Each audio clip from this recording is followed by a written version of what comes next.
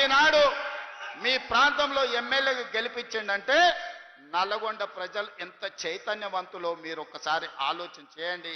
తెలంగాణ ప్రజలకు నేను చెప్పదలుచుకున్నా, నల్లగొండ గడ్డ చైతన్యానికి మారుపేరు. ఈ ప్రాంతం సర్దార్ సర్వాయి పాపన్న గౌడు ఏలిన ప్రాంతం.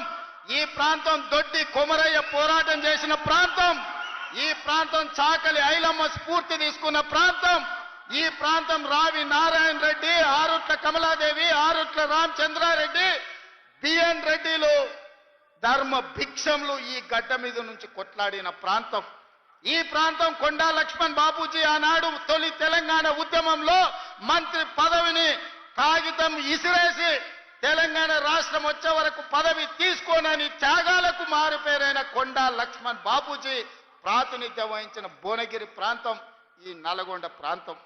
మళ్ళీ తెలంగాణ ఉద్యమంలో తెలంగాణ కోసం రాజీనామా చేసి మళ్ళీ తెలంగాణ రాష్ట్రంలోనే మంత్రి పదవి చేపట్టిన కోమటిరెడ్డి వెంకటరెడ్డి ప్రాతినిధ్యం వహిస్తున్న ప్రాంతం.